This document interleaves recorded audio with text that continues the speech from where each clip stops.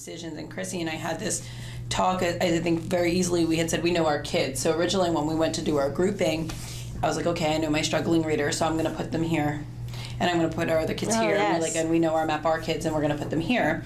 And we had like this, like, we knew exactly where we were going. And then next day, after our planning, or I think maybe at like 9 o'clock at night, because that's when we do some texting and planning, and I was like, we need to change it all. And she's like, so I remember I came in and I was like, we made assumptions that we should not have made.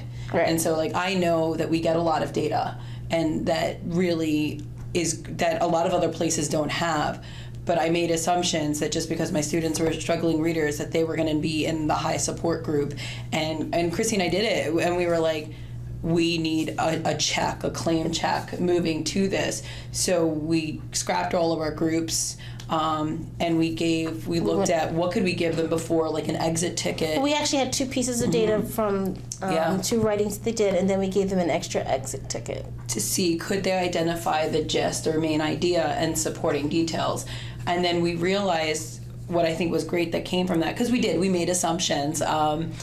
Because we knew our kids so well, but we were wrong. And what we realized was there were some kids that I don't think we would have ever identified who were higher level readers, but they actually came up for our intensive support group, and we had even thought to put them there. And there were kids that we had identified for intensive support that fell in maybe moderate or independent support based on that new piece of data that we had. So I thought that was really interesting. And it's true, and it's interesting because reading is wonderful, but content specific expository text is a different skill altogether.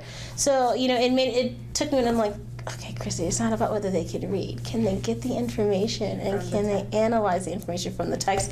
Which is why I'm so glad Krista came up to me. At the moment, I may not have been glad. I was like, okay. But I'm so glad that she came up and she's like, we should really use the data, because it really did say, okay, so this child can read, but she struggles when it comes to understanding expository text. So, and that has helped. And we've had kids move out, and as we're going along, as we teach them to use the thought bubbles, as we teach them to use their annotation, they're moving, but I don't know that I would have necessarily been alert for the students that are struggling, that I until it was too late, until like the tests had shown until me. the exam was over.